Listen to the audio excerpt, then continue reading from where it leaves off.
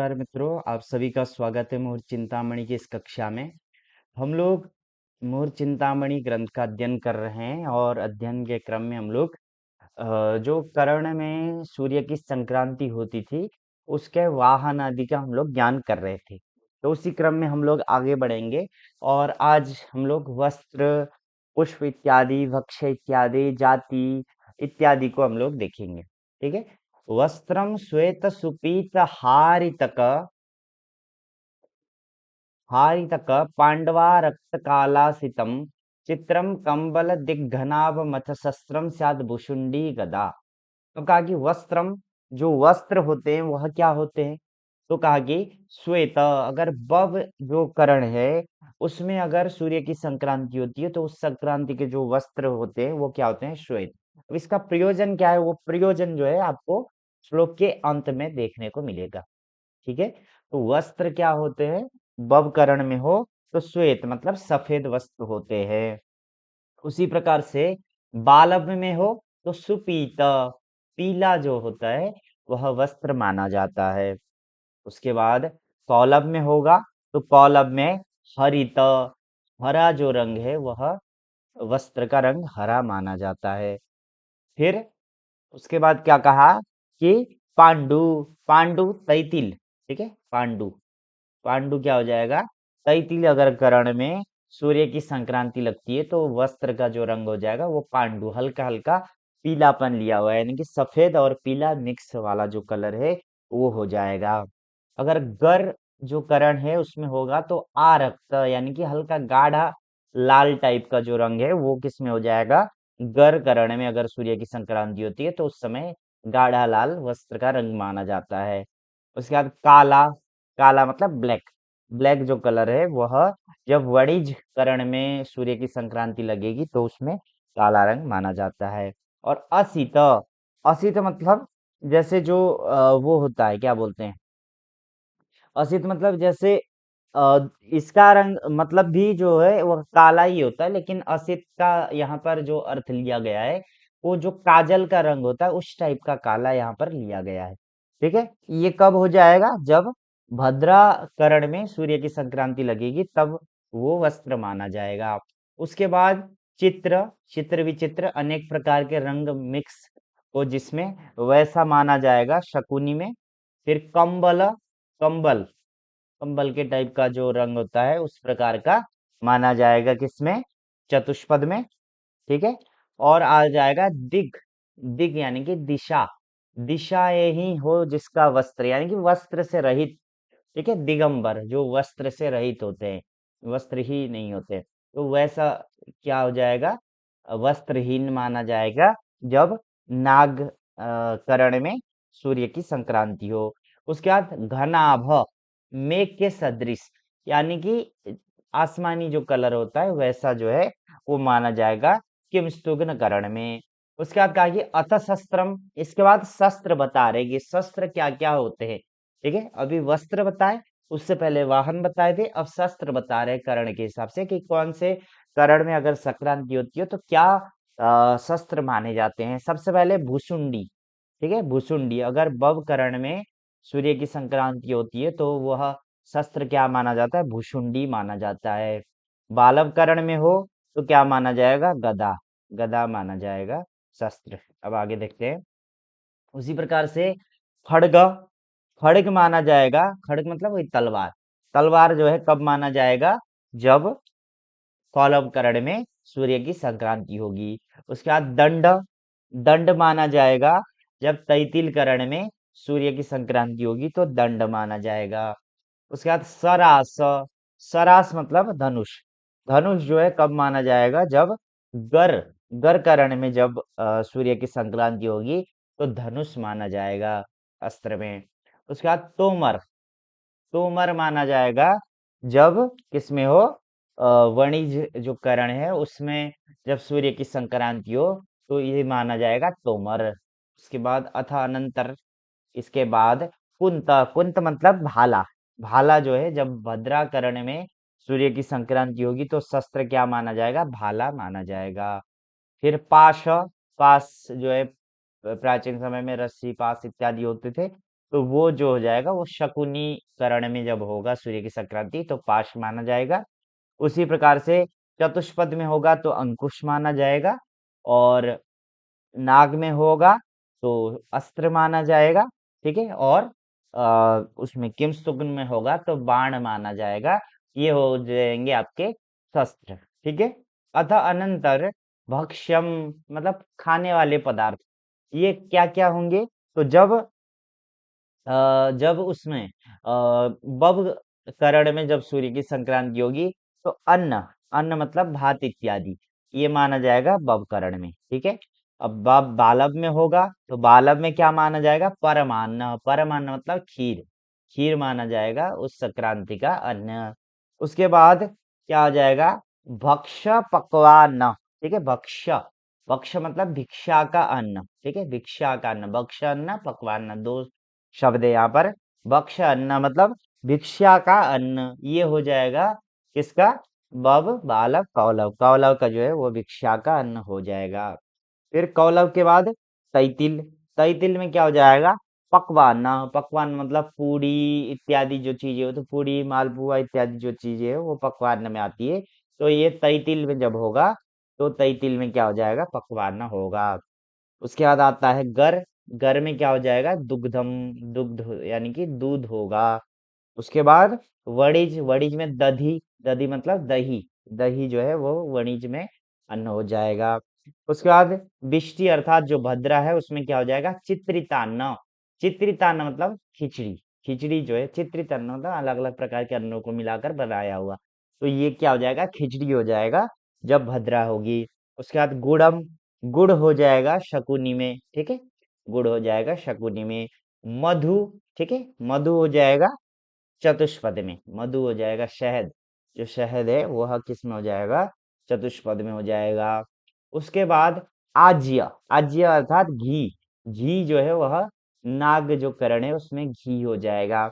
उसके बाद सरकरा, सरकरा अर्थात शक्कर, शक्कर जो है वो किम करण में हो जाएगा।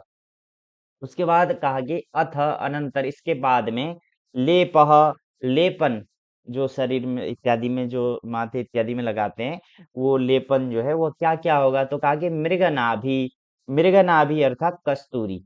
ठीक है, बब करण का जो है क्या हो जाएगा? कस्तूरी हो जाएगा। उसके बाद कुमकुम, बालव के क्या हो जाएगा? कुमकुम हो जाएगा, रोली इत्यादि हो जाएगा। अथ अनंतर इसके बाद में पाटीर, पाटीर अर्थात चंदन, चंदन हो जाएगा कौलव करण का। कौलव करण में अगर संक्रांति होगी तो उस संक्रांति में लेपन क्या हो जाएगा? चंदन हो जाएगा। उसके बाद तैतिल में क्या हो जाएगा? मृत, मिट्टी, मिट्टी जो है वह तैतिल करण में लेपन हो जाएगा।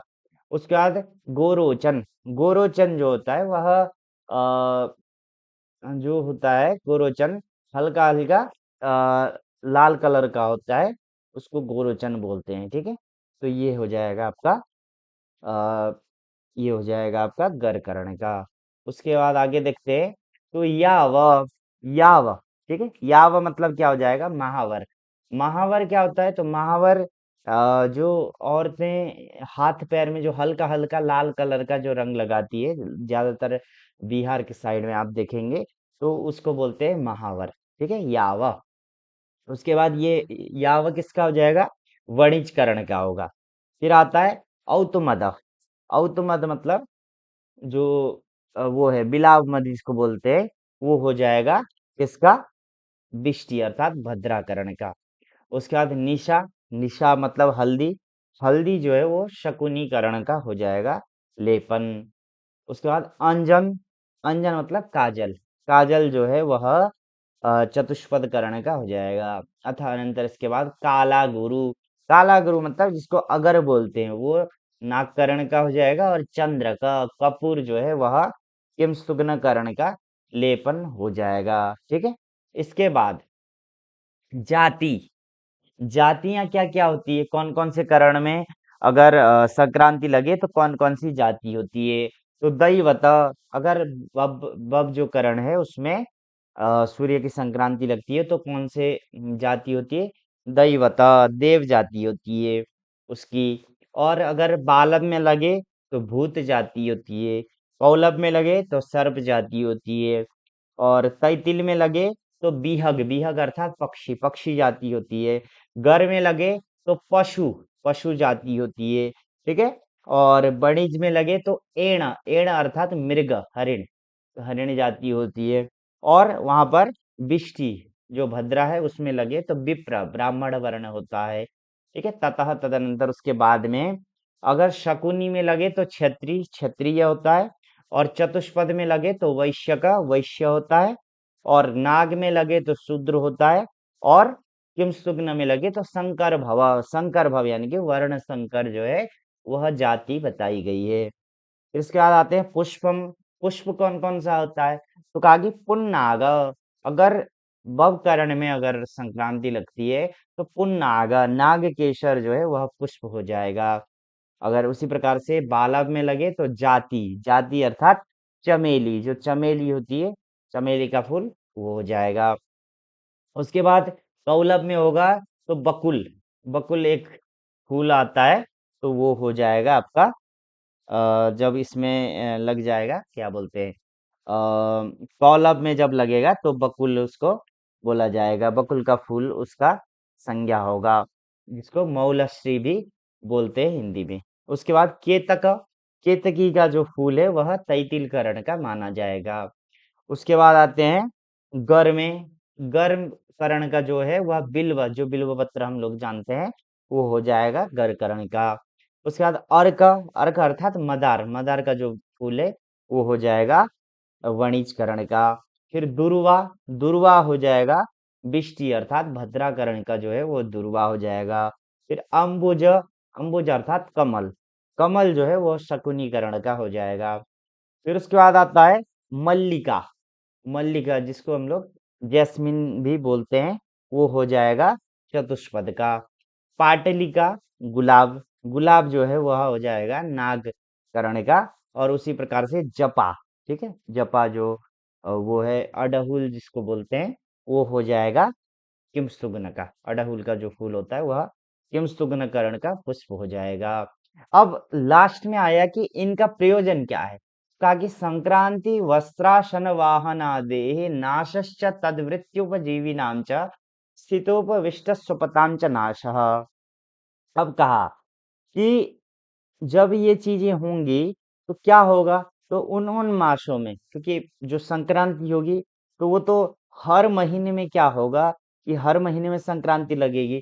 तो जो भी संक्रांति के वस्त्र बताए गए, जो भी संक्रांति के वाहन बताए गए, जो भी संक्रांति का अशन, अशन अर्थात भोजन बताया गया, तो अथवा वाहन इत्यादि जो भी चीजें बताई गई अथवा जाति बताई गई, ये सब जो भी चीजें बताई गई है, तद्वृत्ति उपजीवी नाम नाशः, तद्वृत्ति उपजीवी यानी कि उन उन चीजों से जो आजीविका चलाने वाले लोग हैं उनका क्या होता है, नाश होता है।